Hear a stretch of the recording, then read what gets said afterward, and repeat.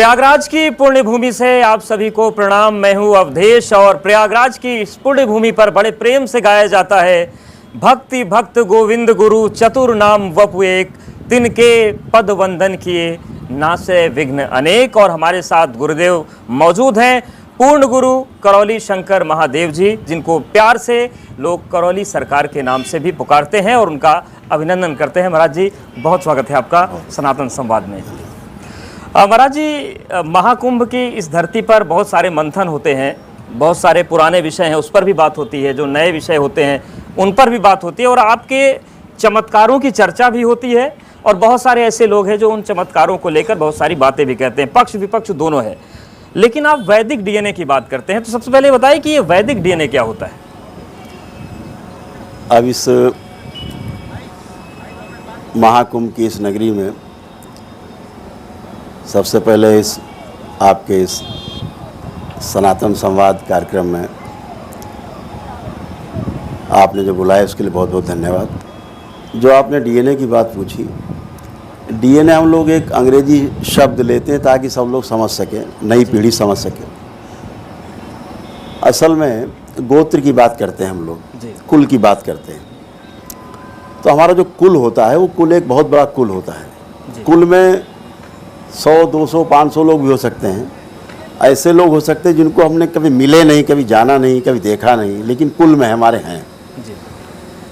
तो बहुत बड़ा कुल होता है। अगर कोई पुण्य है, कोई जैसे मान लीजिए 500 लोग हैं, अब भोजन बना है 10 लोगों का, तो अब अगर 10 लोगों के भोजन को 500 बांट दिया जाएगा तो सब भूखे रह जाएंगे। तो जब हम लोग डीएनए की बात करते हैं, तो वैदिक डीएनए की जब बात करते हैं तो संकल्प के द्वारा हर पूजा पाठ में, हर अनुष्ठान में संकल्प का विशेष महत्व है। तो संकल्प के माध्यम से हम लोग अपने जो कुल को छोटा कर लेते हैं। जैसे पति पत्नी हैं, हमारे बच्चे हैं, माता पिता हैं, इनको एक कुल में संकल्प करके मान लिया। तो जो भी फिर हम अनुष्ठान करते हैं उसका जो पुण्य है उतने में ही रहता है। फिर उस कुल के द्वारा जो बनाया गया डीएनए का ऊर्जा पथ बोलते हैं हम लोग उसको, जो भी पाप और पुण्य होगा उसी में रहेगा। अब ये बाहर जो लोग छूट गए हैं हमारे बनाए हुए डीएनए ऊर्जा पथ से बाहर, ना तो मेरे द्वारा किए गए पुण्य का फल उनको मिलेगा, ना मेरे द्वारा किए गए पाप का उनको कोई भोग भोगना पड़ेगा। अब ये उस कुल में ही रहेगा। तो जो भी अनुष्ठान करते हैं तो उस कुल में रहने के कारण तीव्रता के साथ उसके संकल्प और प्रार्थना पूर्ण होते हैं जी। इसलिए वैदिक रूप से हम लोग उसको बिल्कुल संकल्प और प्रार्थना पर ही आते हैं। बहुत सारे लोग, बड़ी संख्या में लोग आपके यहाँ पहुँचते हैं। किसी की प्रार्थना बीमारियों को ठीक करने को लेकर रहती है, बहुत सारे वीडियोस देखते हैं, किसी को करियर की चिंता है। तो वो आपकी कौन सी आराधना पद्धति? क्योंकि ये कहा गया है कि आप भगवान को अगर प्रेम से पुकारिए तो भगवान सुनते हैं। आपकी सुन रहे हैं लेकिन सामान्य लोगों की नहीं सुन रहे हैं। तो वो रास्ता बताइए आप महाकुंभ से कि सबकी सुने। सबसे बड़ी बात यही है कि हम जिस ऊर्जा से जुड़ने जा रहे हैं, जिस ऊर्जा से हम जुड़ रहे हैं पूजा पाठ करके, अनुष्ठान करके, उस ऊर्जा के बारे में आपको जानकारी कितनी है? आप कैसे जानते हैं कि ऊर्जा सात्विक है, वह ऊर्जा प्रभावशाली है, आपको नीचे ले जाएगी कि ऊपर की ओर ले जाएगी? आपको उसका पता नहीं है। उसके लिए गुरुओं का मार्गदर्शन शुरू से अपरिहार्य रहा है। सीधे सीधे जानने की विधि है। अगर आपके कुल में, आपके परिवार में रोगों की भरमार है, तमाम मानसिक और शारीरिक और आध्यात्मिक कष्ट हैं, तो इसका मतलब सीधा सीधा ये हुआ कि आप गलत ऊर्जा से जुड़े हुए हैं। कहीं पूछने नहीं जाना है। अगर बीमारियां हैं, ठीक नहीं हो रही, शारीरिक हो, मानसिक हो, आध्यात्मिक हो, कोई प्रगति नहीं हो रही है, तो निश्चित रूप से आप समझ लीजिए कि आप गलत ऊर्जा के प्रभाव में हैं। सही ऊर्जा का प्रभाव क्या है कि आप, अल्टीमेट चीज़ है कि शांति।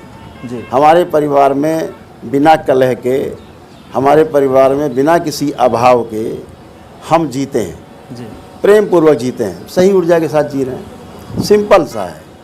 अगर आप कष्ट में हैं, नकारात्मक हैं, दिन भर हमेशा निगेटिविटी में जी रहे हैं, मतलब आप गलत ऊर्जा के प्रभाव में हैं। सिंपल चेक कर लीजिए। लेकिन महाराज जी, आप कहते हैं कि गलत ऊर्जा, सही ऊर्जा, खासतौर से बीमारियों को ठीक करने की जब बात आती है तो आप भी उसी ऊर्जा की बात करते हैं। लेकिन जो डॉक्टर्स का वर्ग है वो कहता है कि गलत ऊर्जा, सही ऊर्जा की बात छोड़िए, महाराज जी लोगों को गलत ट्रैक पर ले जा रहे हैं। हाँ, वो अपने हिसाब से ठीक कहते हैं।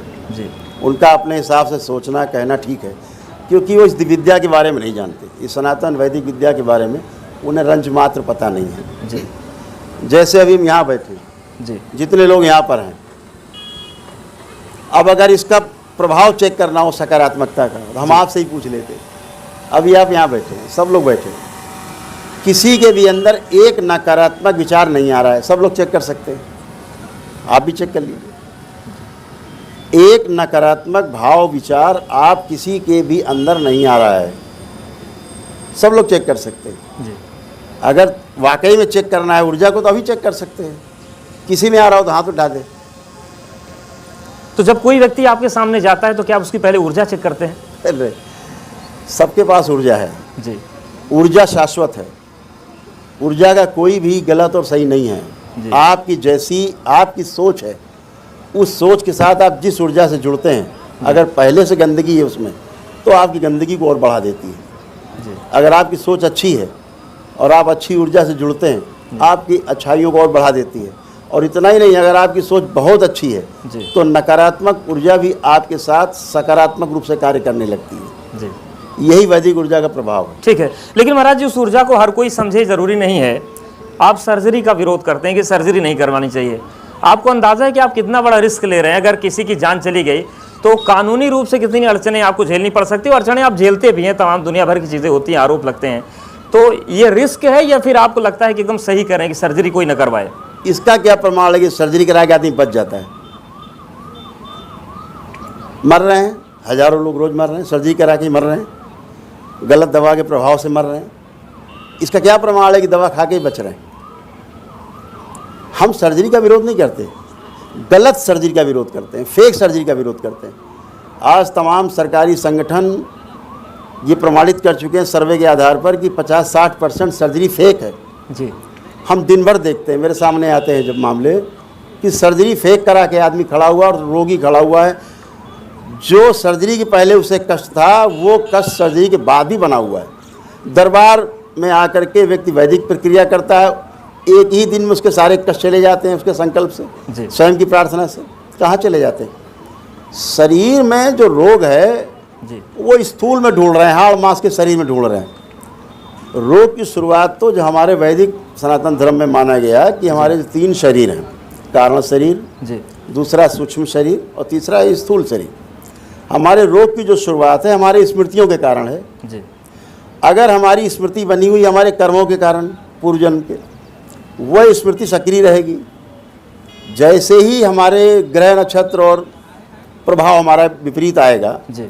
वो स्मृति कर्म भोग हमारे सामने आएगा, वो स्मृति फलित होने लगेगी। और उसका सबसे पहले जो प्रस्फुटन होगा वो होगा हमारे कारण शरीर में बीज के रूप में।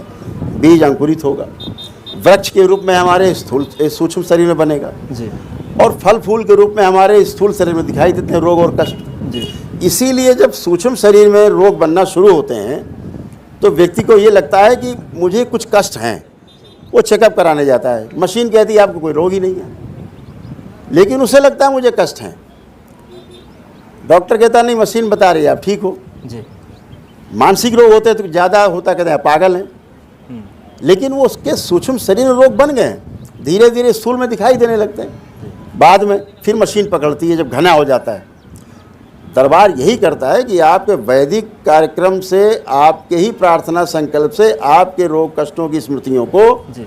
आपके कारण शरीर में ही नष्ट कर देता है, बीज नष्ट हो जाता है। ठीक है, लेकिन महाराज जी जो प्रश्न आते हैं उसमें यह है कि जो आधुनिक चिकित्सा है, आप कह रहे हैं कि वो गलत ट्रैक पर जाती है, वो तब आती है किसी रिपोर्ट में जब बहुत बड़ी हो जाती है, लेकिन वो प्रमाण तो कम से कम दे रहे हैं। अगर वही लोग आपसे प्रमाण मांगे कि आप जो चिकित्सा कर रहे हैं, आप जो आशीर्वाद दे रहे हैं, वो कैसे प्रमाणित होगा कि बिल्कुल सही ट्रैक पर है? तो वो प्रमाण कैसे दिया जाए? बिल्कुल रोज प्रमाण है। परिवार के परिवार परंपरा पूरी खड़ी होती है, पूरी परिवार परंपरा 4-4, 6-6, 8, 10-10, 12-12, 15-15 लोग, एक ही परिवार के लोग। एक व्यक्ति संकल्प करता है, बाकी सबका एक व्यक्ति वैदिक प्रक्रिया करता है, फिर पूरा पूरा परिवार मेरे समक्ष खड़ा होता है जी। हम स्क्रीन पे होते हैं, हम यहाँ हैं कि अमेरिका में हैं, कोई फ़र्क नहीं पड़ता जी। स्क्रीन पे हमें देखता, हम उसे स्क्रीन पे देखते हैं, उससे वार्ता कर लेते हैं, वो कहते हैं हम सब ठीक है। तो यानी कि आप जो बातें करें, क्या ये मंत्र विज्ञान है जिसको विज्ञान कहा गया? मंत्र विज्ञान की बात कर रहे हैं? बहुत बड़ा विज्ञान है, तंत्र मंत्र और यंत्र बहुत बड़ा विज्ञान है। और जो आपने त्रिकोण तिलक लगाया रखा है, क्या इसका भी संबंध ऊर्जा से है? क्योंकि मेरी नज़रें जब से आप आए तब से इस त्रिकोण तिलक पर टिकी हुई हैं।